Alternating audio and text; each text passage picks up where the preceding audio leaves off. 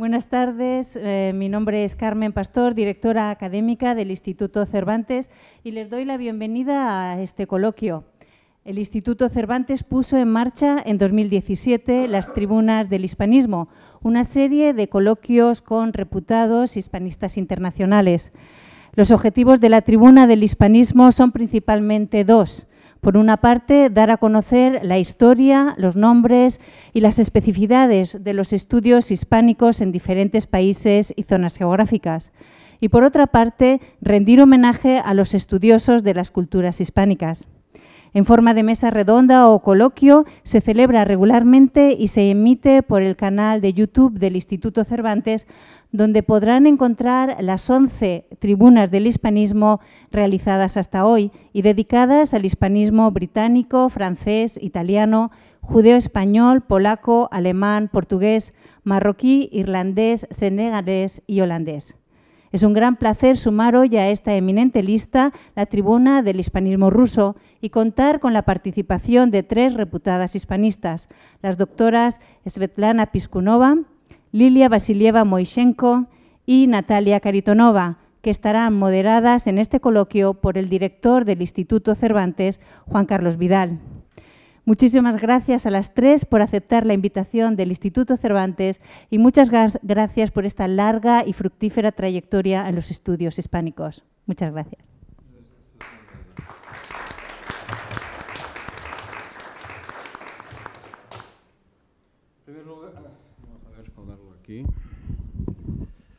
Bueno, en primer lugar, una cuestión previa.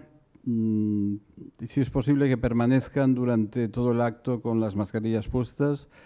Hemos preparado el acto de tal manera que haya la mayor seguridad sanitaria posible, purificadores, hemos ventilado previamente, hemos intentado que hubiera un aforo limitado, pero que de alguna manera estuvieran representadas pues, todas las personas, las personalidades que asisten al Congreso de la Asociación de Hispanistas Rusos que se está celebrando, y así como estudiantes de español, de secundaria, hijos o descendientes de niños de la guerra, como el caso de María Teresa o Ander Landavaso.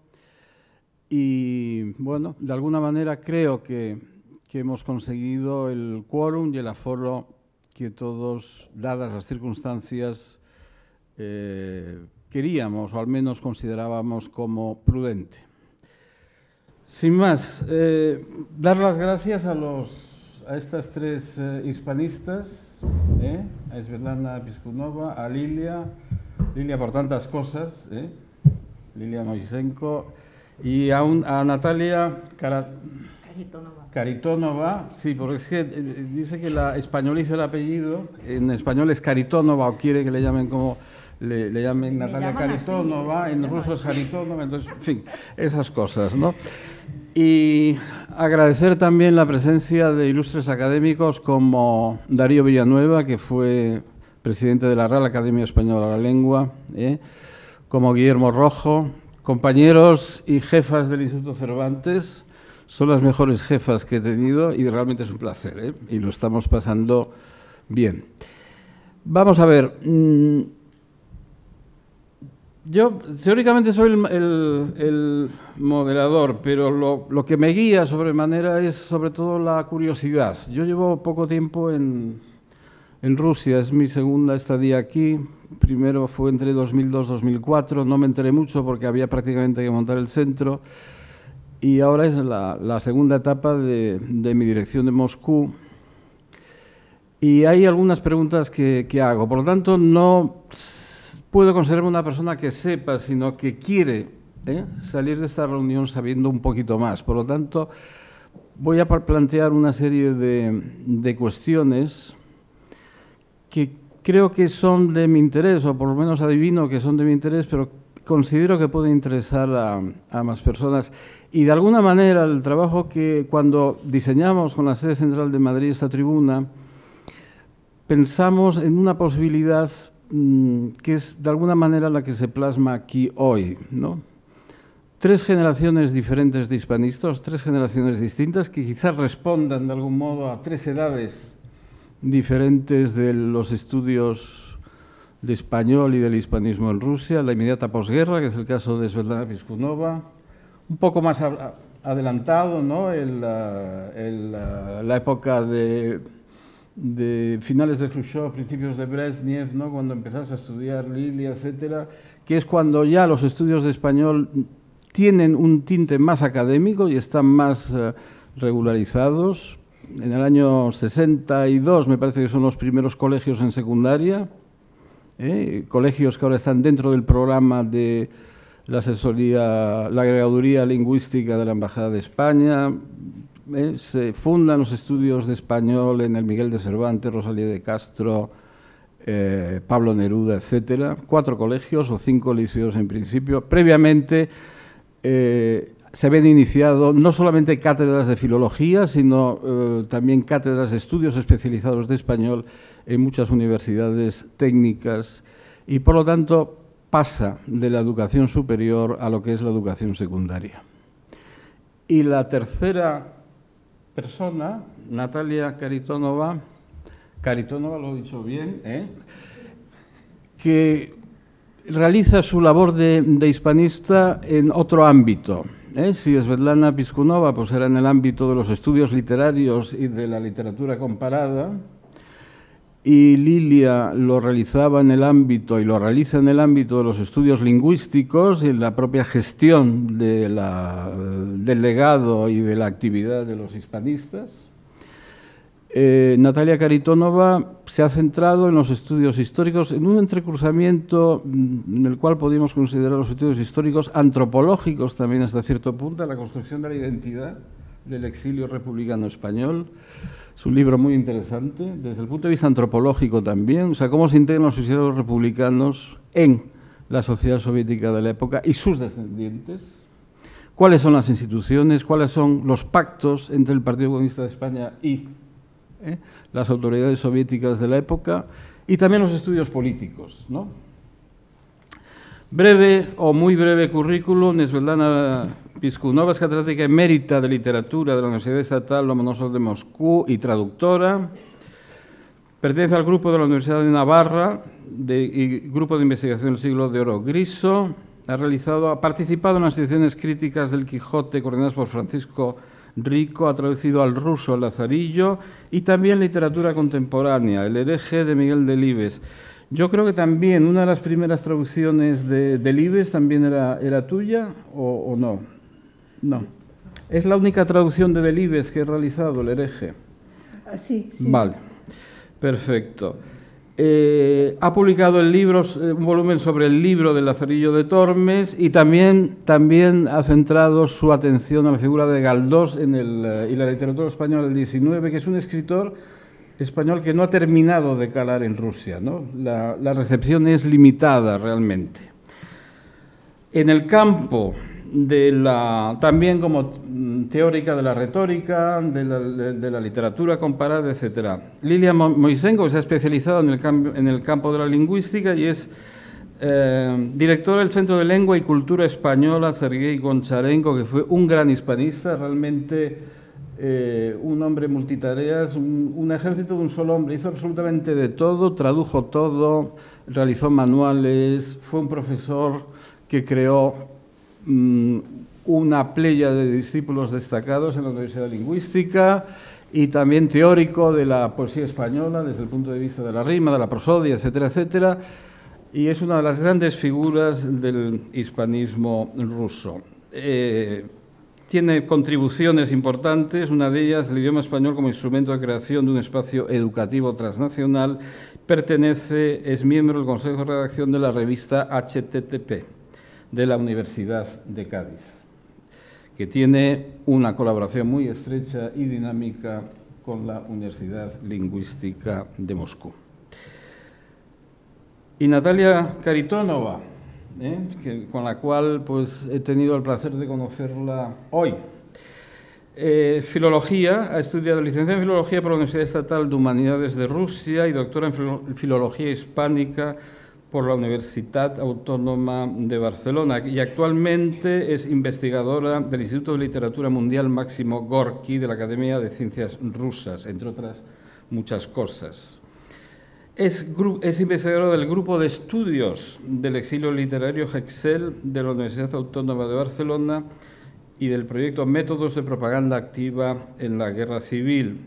De sus publicaciones, 2 de ellas en Renacimiento, tiene 3 libros publicados: el libro sobre antropología o enfoque antropológico de la integración del exilio republicano y sus descendientes en la Unión Soviética y posiblemente en Rusia, que se llama Construir la identidad, el exilio republicano español de 1939 en la Unión Soviética, y la edición también Renacimiento de los relatos de Madrid de César Arconada. Arconada fue el motivo de su tesis doctoral, según me decía.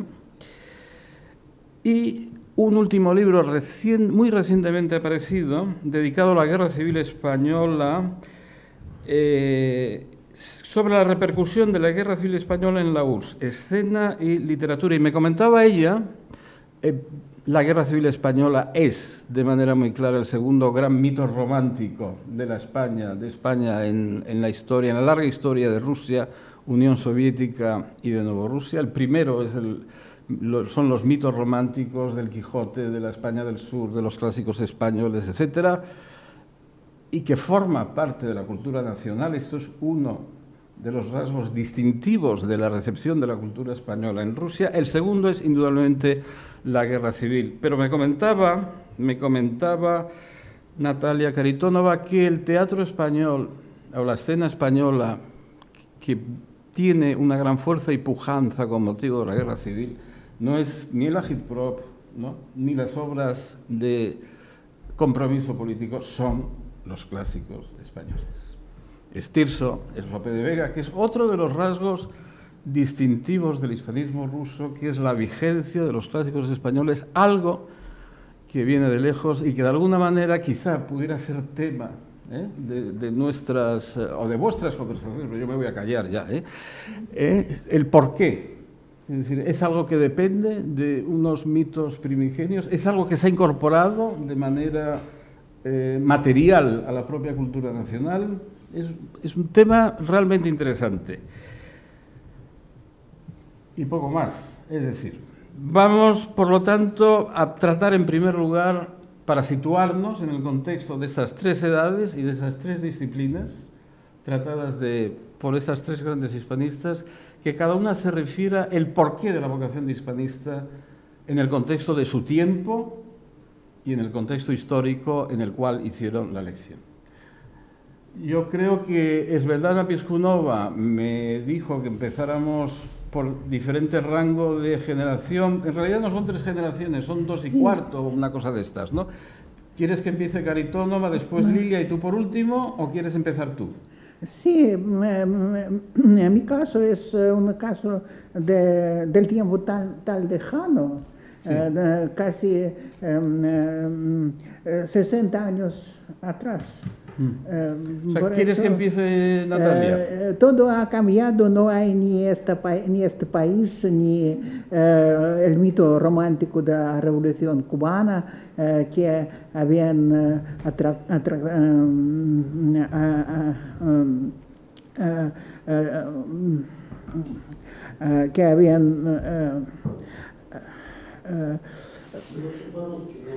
No.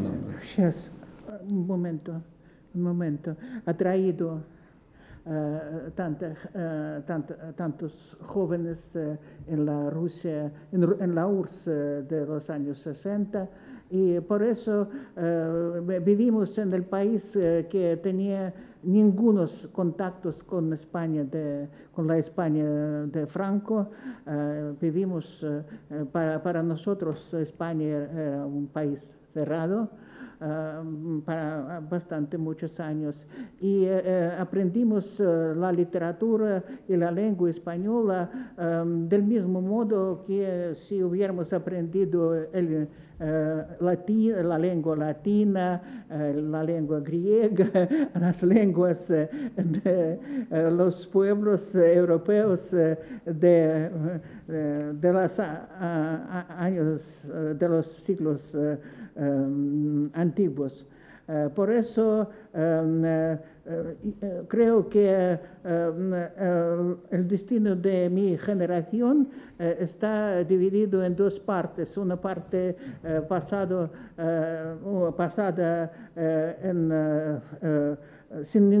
casi sin ningunos contactos con España, y la otra parte cuando España se abría para nosotros, y los mejores años de mi vida no eran los años de mi juventud estudiantil, sino los años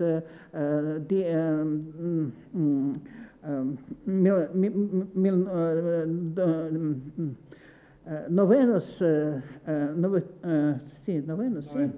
90 del siglo pasado y la primera década del siglo, de este siglo, desde en 1909 y hasta el principio de los años 2010. Y era una experiencia totalmente distinta, y por eso, pero para mí, para siempre, la última ruta para comprender el pueblo español es leer libros de autores españoles, traducir libros de autores españoles, propagandizar libros y leer. La cosa es que en la URSS había una tradición muy buena de publicar libros con grandes entradas y libros de los escritores de muchos países. Era una idea de Maxim Gorki de hacer al pueblo soviético naciente el pueblo más informado en el mundo. Hay que saber todo que la humanidad se ha creado y conservado. Era un eslogan de nuestra vida. Y por eso creo que la cosa más trágica ahora es que la gente casi no lee libros. Escúchame, por favor. Mi especialidad es una rareza y una cosa muy extraña cuando me preguntan ¿qué es tu ocupación? Me ocupo de Cervantes. ¿Qué hace? Es una profesión, es un trabajo, ¿qué es? Es algo en realidad, una cosa en realidad quijotesca. Emprender y propagandizar Cervantes en el país donde todo juegan, ¿cómo se llama? Sobre ese calamara. Juegos. En la calamara. Es una serie coreana. Pero soy feliz que he pasado mi vida, la mitad de mi vida en España, cerca de mis amigos, mis colegas españoles de la Asociación de Cervantistas que me siguen ayudar, mandar libros, hacer todo lo posible para ayudarme a escribir libros hasta hoy. 2 semanas atrás presté a la casa editorial Ladomir el libro, la novela de Cervantes, Los trabajos de Persiles y Sigismunda, traducidos, y la traducción era corregido por mí en muchos aspectos, con gran aparato científico, con artículos. 2 años desde COVID viví con Persiles, y esta era una suerte. Persiles es una novela religiosa y al mismo tiempo muy humanística, y era para mí una medicina real de todas las dolencias. Gracias. Bueno, muy bien.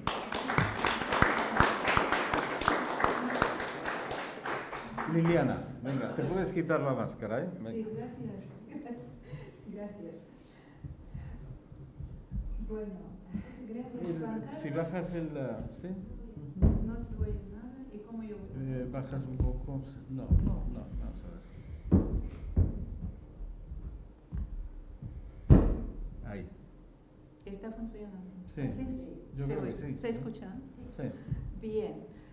Pues yo diría que el camino recorrido por el hispanismo ruso, porque yo quiero hablar del hispanismo ruso, es muy largo, a veces era arduo, pero tiene muchas páginas gloriosas y dignas de admiración.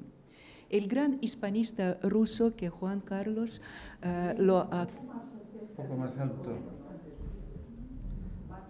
¿Más cerca, sí? Ahí va, ¿no? No se oye, no. Ahora sí. Sí, perfecto. Ahora sí. Bueno, pues el gran hispanista ruso Sergei Goncharenko, que acaba de mencionar Juan Carlos, era miembro correspondiente de la Academia Real Española. Consideraba que el hispanismo ruso data más de 480 años, porque tomaba como punto de partida el viaje al país ibérico de la embajada rusa, que en 1524 fue encabezada por el gran duque Iván Zasekin. 524. El interés de los rusos por la lengua y cultura españolas se remonta al periodo en que aparecen las primeras traducciones de las obras de Miguel Cervantes. El Quijote por primera vez se menciona en Rusia en 1720. Calderón de la Barca y Lope de Vega a finales del siglo XVIII. Aunque las traducciones rusas de dichas obras siempre proceden de las versiones francesas, y esto tiene una explicación muy sencilla. Es bien sabido que en la época de Catalina la Grande, que estaba muy influenciada por la Ilustración francesa, el idioma de Voltaire era, bueno, el idioma muy de moda entre la aristocracia rusa, superando incluso, reemplazando la lengua alemana, que siempre está relacionándose con la época de Pedro el Grande. Era lógico que la literatura europea entre en Rusia principalmente a través de la lengua francesa. En menor número es el caso de las traducciones del inglés, del alemán y en rarísimas ocasiones del italiano. O sea, siempre es francés. La lengua castellana es bastante exótica para aquel periodo y prácticamente se desconocía aún por los rusos más cultos e ilustrados. Pero la literatura española, incluyendo la famosísima leyenda de Don Juan Tenorio, cantada por Tirso de Molina, atrae mucho a los lectores rusos. Y como los personajes españoles también iban entrando en la literatura rusa a través de la versión francesa, en ruso seguimos nominando al personaje principal, a Don Juan Tenorio, Don Juan, en la versión, en la pronunciación francesa. Sin embargo, ya a principios del siglo XIX no parecía suficiente conocer la cultura española a través del prisma de la cultura gala. A pesar de que el francés seguía siendo el idioma de la diplomacia, el medio de comunicación de la nobleza rusa, el castellano suscita cada vez mayor interés por parte de la élite ilustrada de nuestro país. En este periodo aparecen las primeras gramáticas de la lengua española. Cierto avance al respecto se registra a comienzos del siglo XX, cuando, inspirado por un internacionalismo del flamante gobierno soviético, entonces aumenta el interés en Rusia hacia el español, que ya es considerado como uno de los idiomas europeos más potentes en el periodo ya soviético.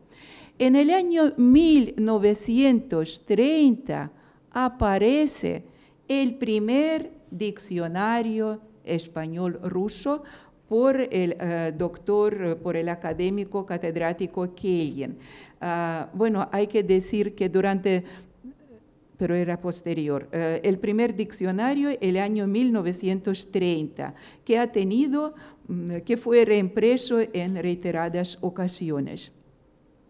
Todos los acontecimientos históricos en España, primero la República, después la Guerra Civil, suscitaron en Rusia un gran interés por España y especialmente por el idioma español, porque yo estoy hablando del hispanismo, del idioma español, y precisamente en los centros universitarios.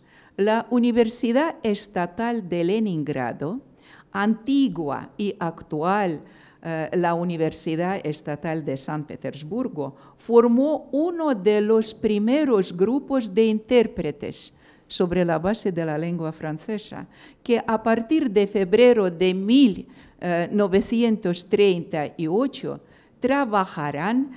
trabajarían junto con los combatientes republicanos en los frentes de España.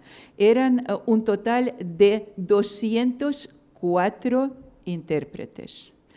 Todos ellos contribuyeron enormemente a la divulgación de la lengua y la cultura españolas en Rusia. El estudio del español se hace sistemático cuando se incluye en el proceso docente de las universidades rusas. Y aquí una gran contribución en la enseñanza del español aportaron los representantes del exilio español y los niños de la guerra, que fueron exiliados durante la Guerra Civil Española a Rusia, formados y educados en Rusia, bueno, la antigua Unión Soviética en aquel momento. Quisiera subrayar el aporte de los niños de la guerra y de los españoles exiliados en el hispanismo ruso es muy grande. Rusia y España nos hemos compartido la historia universal. Yo me refiero a los niños de la guerra que se vieron obligados a pasar todas las penurias de la Segunda Guerra Mundial en el territorio ruso. Muchos españoles defendieron nuestra tierra contra las tropas hitlerianas y cayeron muertos. Después de la guerra, muchos niños de la guerra trabajaron en las universidades rusas como profesores de español. Para deciros que en la Universidad Lingüística de Moscú, que tenía muchos nombres, entre ellos el Instituto de Idiomas Extranjeros, ¿no? En el año 1949, y los conozco por Nelly Nilna Kurchatkina, Alexandru Ivановich, lo digo especialmente para usted, no todos los profesores de español eran profesores nativos, 5. En aquel momento la Unión Soviética no tenía preparados profesores de español rusos. O sea, empezamos con los exiliados españoles y bueno, los héroes de la Guerra Civil Española. Uno de los primeros decanos de la Facultad de Traducción e Interpretación de la Universidad Lingüística de Moscú era el piloto de la Guerra Civil Española, José María Bravo. Y Alexander Ivanovich Matitsyn, nuestro profesor, nos ha traído un libro, el libro editado en España, dedicado a este piloto José María Bravo. Gracias, Alexander Ivanovich, que lo tenemos en nuestro Museo de la Lingüística de Moscú. No debemos olvidar a los ilustres profesores, dos ilustres profesores como fueron Aroma y Vidal, autores del primer manual de español por la Universidad Lomonosov y también primer manual de comercio exterior en castellano, editado también en Rusia. En 1930 fue fundada la Editorial Estatal de Literatura en Rusia, con la idea de popularizar la literatura clásica extranjera. La editorial publicó la obra de poetas y escritores españoles tan conocidos como Luis de Góngora, Antonio Machado, Rafael Alberti, Tirso de Molina, Pedro Antonio de Alarcón, José Zorrilla, Ramón de Campoamor, Gustavo Adolfo Bécquer, Rosalía de Castro, Miguel de Unamuno, García Lorca y muchos otros, en cuya traducción trabajaron destacados traductores: Gelescu, Ganchirienko, Grushko, Levitansky, etc. Un amargo telón de acero separaría posteriormente durante decenios a España y Rusia, y solo a partir del año 1975 los acontecimientos políticos en España posibilitaron que se restableciesen nuestras relaciones entre los dos países. La segunda etapa del desarrollo del hispanismo se hizo gracias a la Revolución Cubana en el año 1959, que se hizo que los lazos económicos, militares y culturales con este pequeño país caribeño se estrecharon y creció enormemente el interés por el español.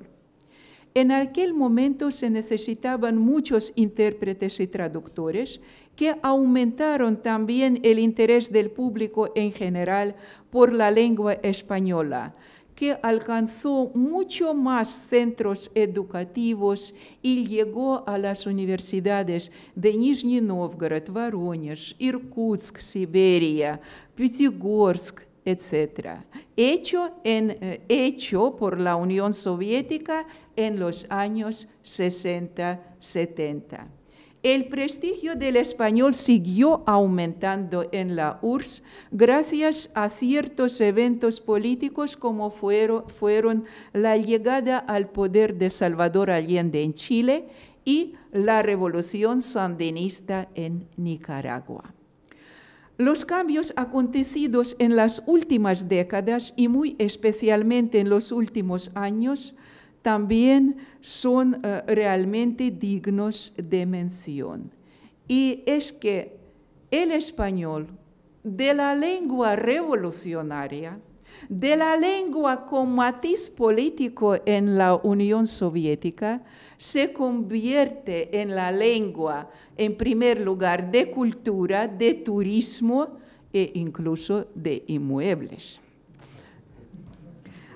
Pues las iniciativas para la cooperación entre las universidades de ambos países se multiplican y cada año sobrepasan los niveles anteriormente registrados.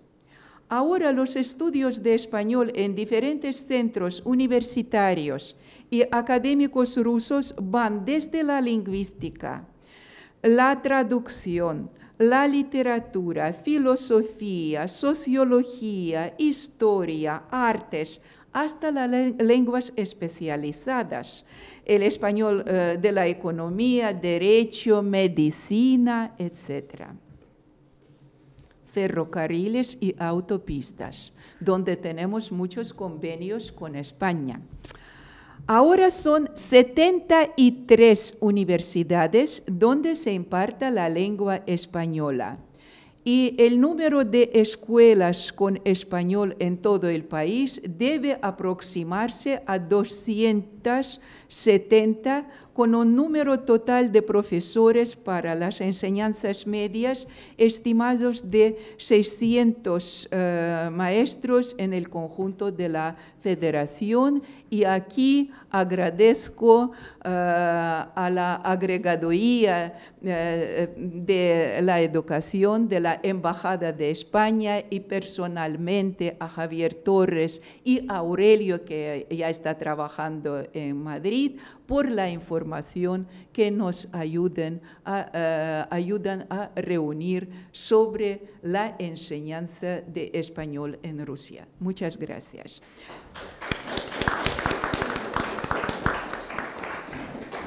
Bueno, yo no he terminado, un minuto todavía. Perdona, sigo, he dicho muchas gracias.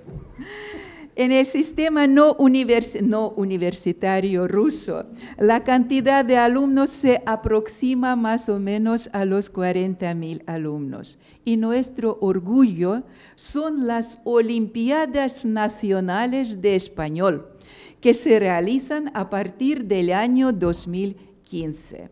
Y el español de hoy, en el sistema de enseñanzas medias, en el sistema de enseñanza universitaria ruso, tiene la perspectiva, ocupa más o menos el tercer lugar, yo diría, entre las lenguas extranjeras, el inglés siempre en el primer lugar.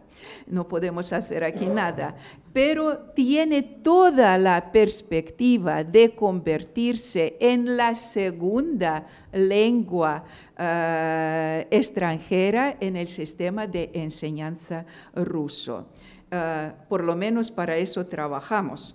Y para concluir, solo me queda señalar que el hispanismo ruso es una criatura de dos lenguas y de dos culturas, matizado de un cierto romanticismo. Y esperemos que en Rusia aparezcan nuevos estudios, nuevos libros sobre España y la lengua española, escritos con la simpatía que el pueblo ruso siempre ha sentido y siente por los españoles y por los representantes de los países hispanohablantes.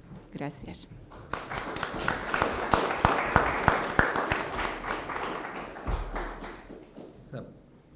Perdona, Lilia, por haber interrumpido tú. Pero bueno, no tenemos ninguna prisa, creo que estamos todos muy bien aquí, o sea que vamos a darnos el tiempo que precisemos. Natalia Karitonova, a diferencia de tus dos compañeras de mesa, generacionalmente has tenido... Lo mío es la edad de bronce. La edad de... Sí, bueno, no. Has tenido más oportunidades de conocer el país al cual ibas a dedicar tus estudios antes que las otras dos, que es Svetlana y que Liliana. Yo, ver estas hispanistas rusas que dirigían sus esfuerzos a aprender una lengua y una cultura de un país o de países a los que muy difícilmente, por no decir imposible, iban a poder viajar, luego es una de las cuestiones más emocionantes que pueden definir lo que es una vocación intelectual y pedagógica. Tú no, es decir, tú ya a partir del año 91 podíais más o menos empezar a viajar a España.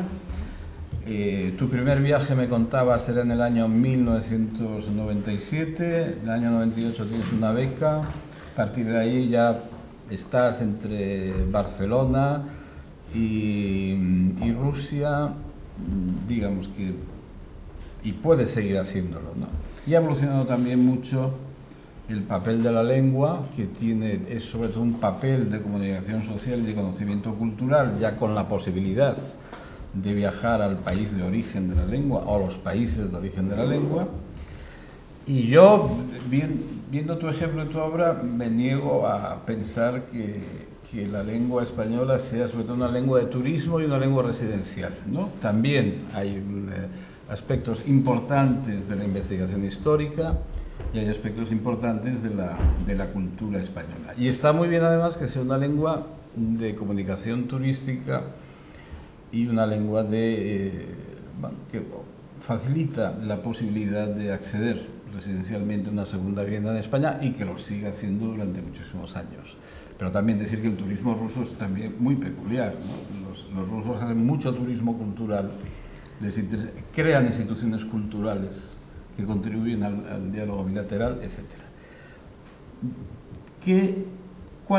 ¿Por qué tu vocación? Si puedes definirlo. Y segundo, para tu trabajo de investigación es un tema que a mí me interesa muchísimo, es el tema de los archivos. Se abren, se cierran, hay archivos aquí, hay archivos allá. Sí, exacto. Entonces, yo creo que se oye, ¿no? Yo tuve la suerte de tener una beca, de disfrutar de una beca de la Agencia Española de Cooperación Internacional. Terminé el doctorado en España y pude continuar mi trayectoria investigadora entre dos países. Y yo opté por centrarme en el siglo XX y realmente aquí hay una fuente enorme del archivo que se conserva aquí en Rusia. Entonces, mi investigación principalmente se basa en los archivos que se conservan en Rusia. Pues, sobre todo he trabajado las relaciones literarias entre España y Rusia en los años 30. En 1932 viene por primera vez a Rusia Rafael Alberti y todos los contactos que se establecieron a partir de este momento, todo queda documentado en los archivos rusos.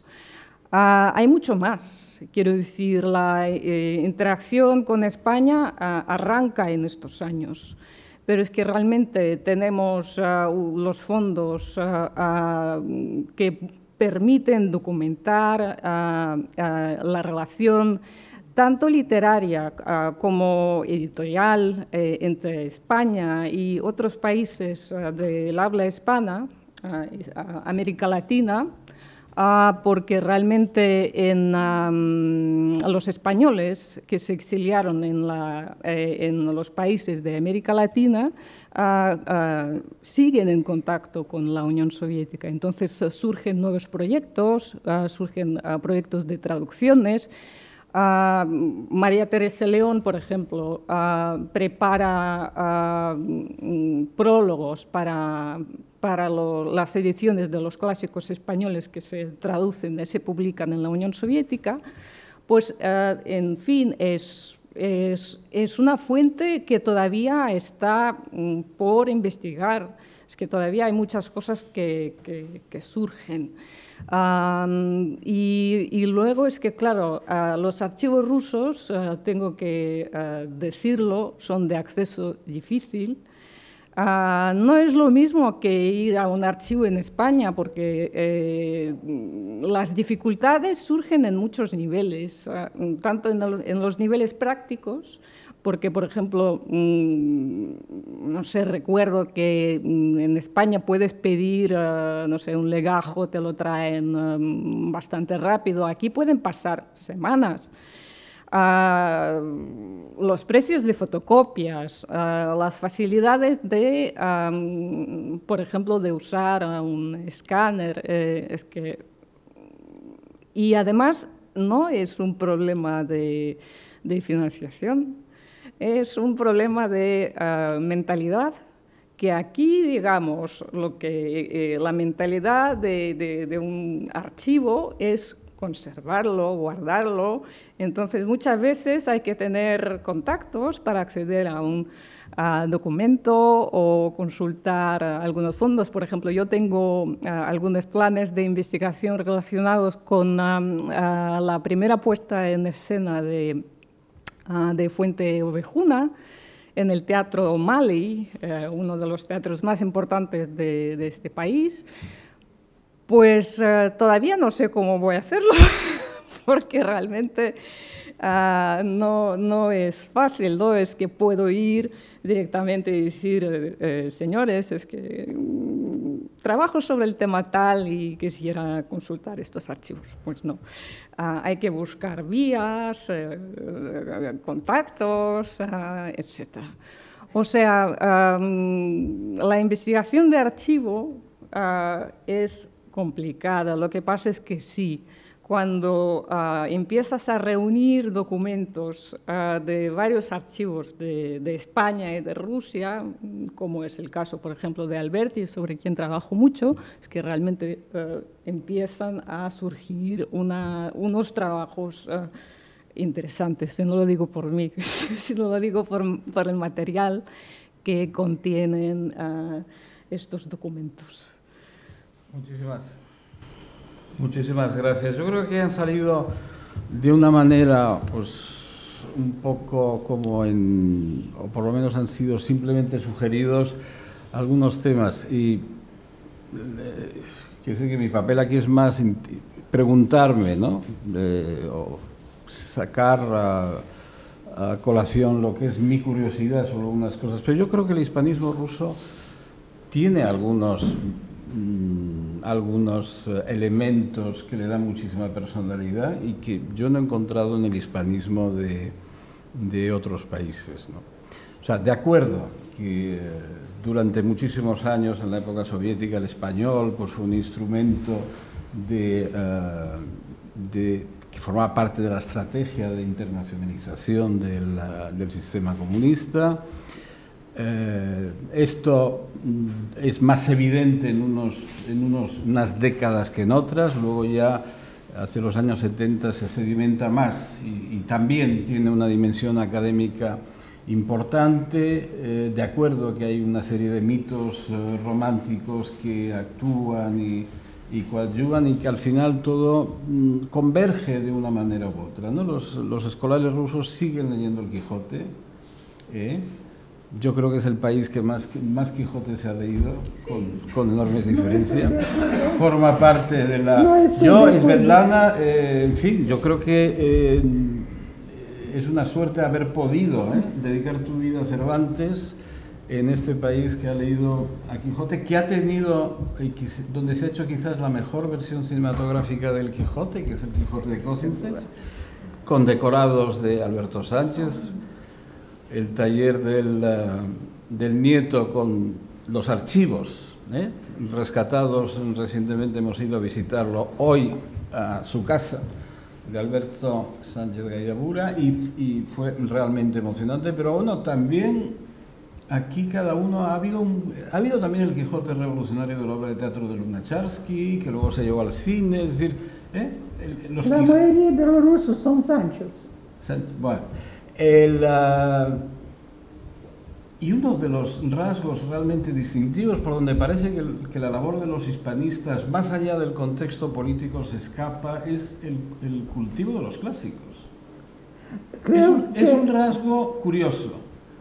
Yo creo que podríamos hablar de esto, que era la posibilidad de escapar un poco del momento presente e ir a épocas que no tenían desde ningún punto de vista pues, una colisión política, la manera de dentro de los engranajes y dentro de los marcos políticos coger lo que era el corazón de la gran cultura española, que muchas veces en España tampoco somos conscientes de que nuestra gran época es el barroco.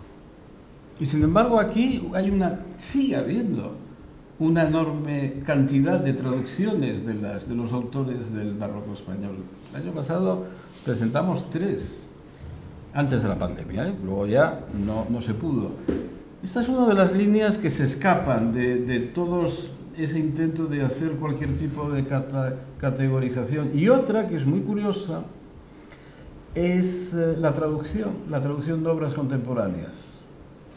Es decir, en el canon que se empieza a traducir de la literatura española de posguerra es un canon ortodoxo y están los autores más importantes del momento. Está Cela, está Delibes, está Carmen Laforet, que vamos a hacer una edición ahora con la Biblioteca de Lenguas Extranjeras. Está el primer Goitisolo, no, probablemente por razones políticas evidentes, el Goitisolo de la trilogía de la identidad, ¿no? Porque él llamó Juan Goitisolo de la trilogía de la identidad, pero también está Abuelo Vallejo, también está, pues no sé, muchísimos, ¿no? Que es realmente nuestro canon de la literatura española de posguerra. En muchos países eso no existe. Es decir, no existe desde el punto de vista de la recepción y de la percepción de lo que es importante dentro de una gradación, de lo que configura la personalidad de una cultura, eso. Son dos cuestiones que me parecen interesantes y me imagino que podréis decir algo al respecto. Una de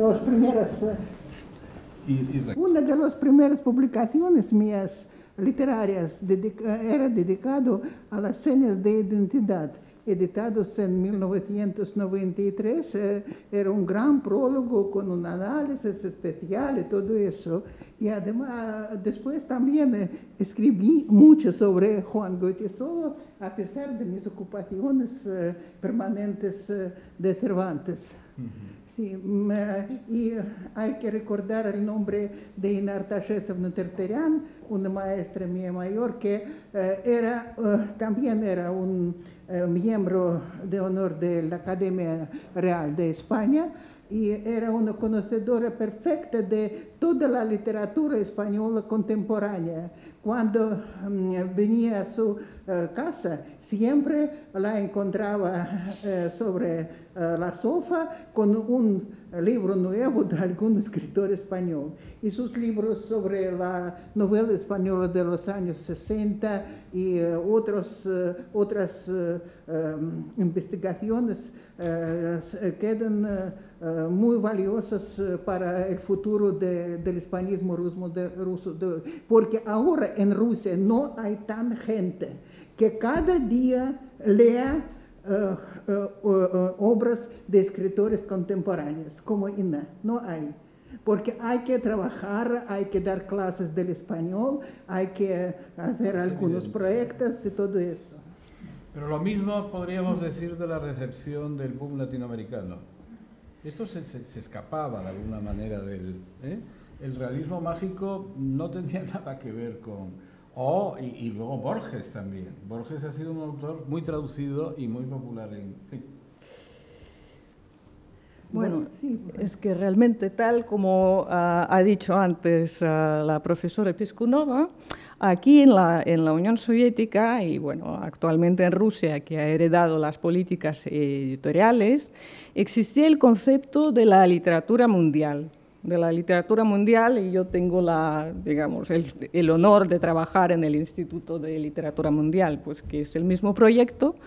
Pues en el marco de este proyecto se hicieron traducciones de los grandes clásicos mundiales, internacionales, y naturalmente de los clásicos españoles.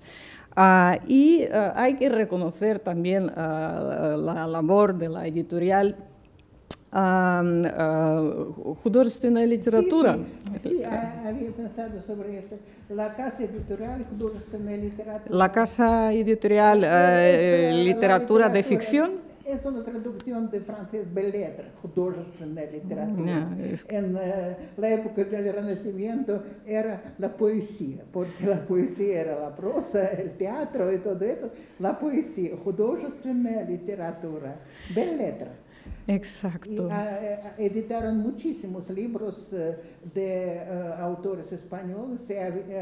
Había una redacción, un departamento especial para editar literatura traducida del español y del portugués también.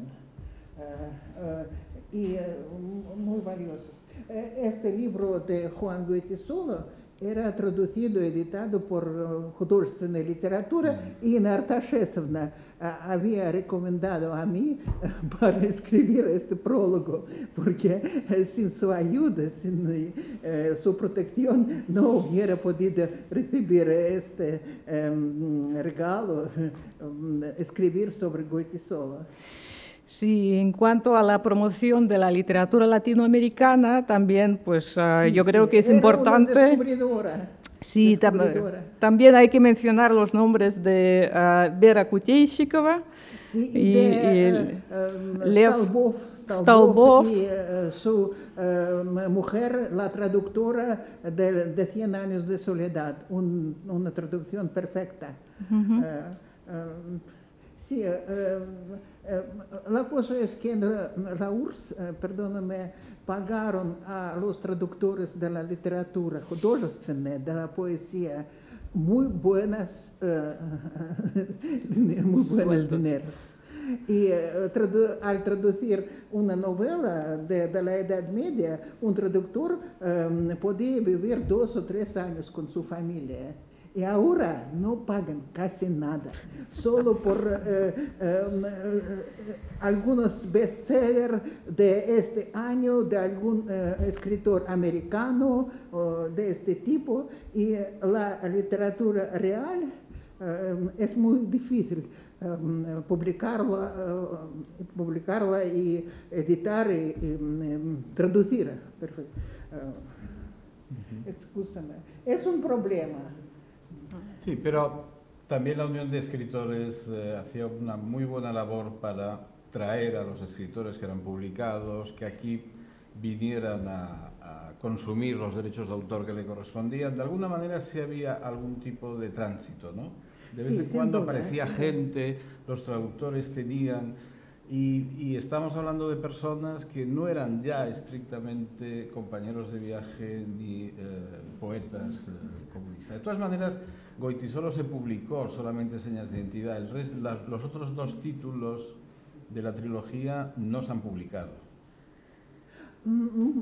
Sí, estoy de acuerdo. Claro, es que es el momento este donde Goytisolo da el viraje en reivindicación del conde Don Julián y Juan Sin Tierra y cambia radicalmente lo que era la crítica política o social o identitaria. Sí. Don Julián está traducido, está en ruso, en la casa editorial Progress publicó, se ha sido publicado. Y la cosa es cambiando el tema. Soy feliz que ahora en Madrid vive mi alumna, una mujer muy talentosa, Natalia Morozova, que en la Universidad Complutense, me parece, había recibido un grado de la traductora del ruso al español. Y ya ha editado un libro muy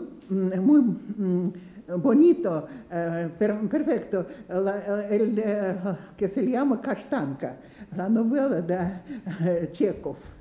Y le había aconsejado de traducir Белый пудель de Kuprin por Kuprin y las novelas sobre animales. Y este libro, Kashtanka, es un primer fruto de la intercambio entre España y Rusia. Muy bien. Del intercambio. Una última pregunta, porque ya, a ver si tenemos 10 minutos más, aproximadamente esto es de 1 hora, por razones de... Sí. Hombre, por poder sí, pero... Primero, quisiera agradecer a los doctores por presentaciones muy interesantes. Soy Irina Akimushkina, soy la doctora en Ciencias Históricas, trabajo en la Universidad RGU de Humanidades y trabajo en la cátedra de Estudios Americanos. Soy la única latinoamericanista y mi pregunta es muy concreta porque yo dicto conferencias, tengo un curso que se llama literatura, literatura de 2 Américas. pero dividimos este curso con una señora que dicta conferencias sobre Canadá en inglés y francés, pero yo tengo 12 horas, dedico a leyendas maya, después dedico una parte colonial sobre Inca Garcilaso de la Vega y también más tiempo dedico al boom de literatura latinoamericana, temas de dictador, temas de justicia social, pero mi pregunta es, ¿qué escritores españoles son claves para mencionar en este curso de literatura latinoamericana? Tirando Banderas de Valle Inclán al principio. Es el principio de la literatura de dictadores. Valle Inclán Valle Inclán, sí, Tirando Banderas, bueno, por ejemplo. Bueno, Ya, pero si hablamos de los escritores latinoamericanos, la respuesta es obvia. García Márquez. como Españoles. Bueno, pues entonces Rafael Alberti. Rafael Alberti. faltarían, vamos a ver... Carlos Fuentes creo Carlos que Fuentes, es sí, peruano. todo eso es Bueno, traducido. Blasco Ibáñez. Muchos. Sí, una Bueno. palabra de Lilia. Ahora ya. Francisco Ayala es importante, sí. Y el fondo del vaso. Francisco Ayala estuvo en el exilio en Buenos Aires, luego se fue a Puerto Rico, acabó en los Estados Unidos, pero estas dos novelas tienen ambientación americana en un país en concreto y tratan también del tema de la dictadura. Y él ha sido un intelectual de una... No, eso es evidente. Sí, lo que pasa es que Francisco Ayala vuelve a España de alguna manera con la vuelta de los escritores del exilio. O sea, cuando vuelve Sender, vuelve él. Sí, bueno, Sender como también, objeto de estudio. Sender también podría ser un nombre. Sender es un grandioso escritor. De todas maneras, yo creo que luego le podrán aconsejar sobre algunos nombres más. Una última pregunta. ¿Futuro del hispanismo? Para mí. No, en Rusia. Es decir, y de la cultura española. Sabemos que la lengua va por su lado y va como un torrente. Sí. ¿Qué pasa con la cultura española? Hispanoamericana. Es Sí, decir, o sea, Todo el futuro, será ¿no? bien. en los tiempos del mercado. En los tiempos de mercado. Bueno, antes de todo, yo quiero decir que acabamos de realizar nuestro 5º Congreso de Hispanistas y llegamos especialmente ahora para este panel del 5º Congreso de Hispanistas de Rusia, que participaron más de 200 personas, que hemos tenido este congreso en 2 modalidades, en presencial y semipresencial. Ha venido una gran delegación de España, entonces incluso ha inaugurado nuestro congreso, como siempre lo ha hecho 4 veces, expresidente de la Academia Real Española y miembro de la Real Española de la Lengua, don Darío Villanueva. También contamos con la presencia de otro académico de la Real Academia Española, Guillermo Rojo.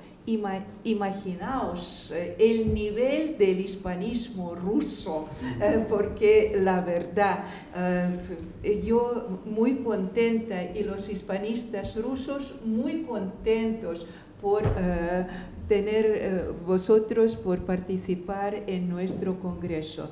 Las delegaciones de la Universidad de Granada y Cádiz, 27 personas. Imaginaos, en los tiempos de pandemia, de la corona, venir aquí para un congreso de hispanistas de Rusia. Es una valentía y es una abnegación, ¿no? por la parte de los españoles, y lo apreciamos mucho sabiendo que el día 28 de octubre está anunciado un lockdown en Moscú. Entonces hay que apreciar este aporte y este apoyo que nos brinda España y los españoles. Yo lo agradezco muchísimo. Agradezco también el apoyo de la Embajada de España y personalmente a Jorge Soler, que parece que se ha ido, pero bueno, mis gracias a la Embajada por un gran apoyo que han realizado para este congreso. Y quisiera también mencionar una cosa, que el director del Instituto Cervantes en Moscú, Juan Carlos, y también Tatiana Pigareva han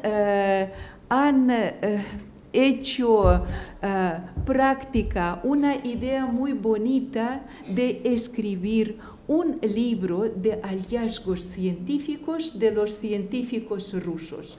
Hemos trabajado, gracias a Tatiana, gracias a Juan Carlos, un año entero, para hacer esta colección. Y el libro que va a editarse, me parece, como a la presidenta de la Asociación de Hispanistas de Rusia, este libro tiene muy buen nivel, y gracias por organizar esta edición.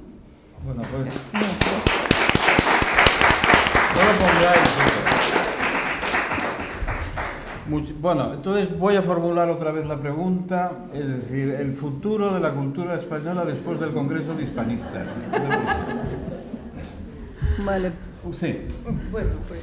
No, yo solo puedo hacer constar que, bueno, como también soy docente y he visto en la universidad, bueno, los últimos años he trabajado en la Escuela Superior de Economía, que es uno de los centros, digamos, más avanzados actualmente en este país. Esta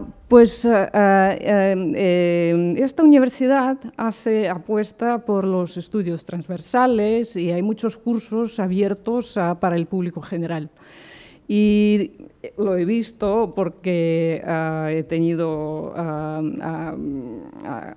aulas llenas de gente que tiene interés en la literatura española, en la literatura latinoamericana, y no es gente que es filóloga, o sea, es gente que simplemente tiene este interés en los estudios literarios, en la literatura y en la literatura española. Por lo tanto, pues quizás no sea a una escala muy grande este interés, pero se mantiene firme y yo tengo confianza de que tiene futuro. Bueno, eso es lo importante, ¿no? Que siga habiendo, que se continúe esta tradición, aunque estemos ya en una edad diferente. Por lo que a nosotros respecta, y yo creo que ya vamos a cerrar el acto, porque tampoco es cuestión de estar mucho más tiempo, dadas las condiciones en las cuales vivimos, decir que cuando pudimos, las instituciones españolas vinimos. El mismo año que tú hacías tu primer viaje de mochilera a España, que me lo contabas, se abría la entonces Asesoría de Educación en la Embajada de España, que durante todos estos años ha hecho una labor fantástica y meritoria en la gestión de los liceos bilingües, en el contacto con los profesores. Yo creo que no se le ha escapado a un solo profesor de español los datos de un solo profesor de español en toda la geografía de este inmenso país. Por lo tanto, tú citabas a Aurelio, Javier, Albert. También ha sido una labor muy importante la de la Consejería de Cultura.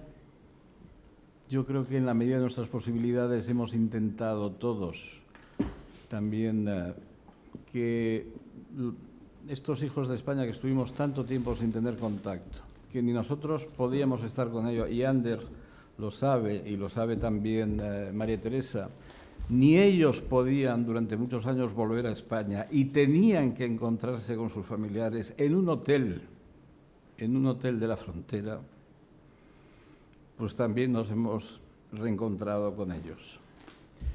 Yo creo que todo esto tiene un valor inmenso y que por lo que respecta al Instituto vamos a continuar.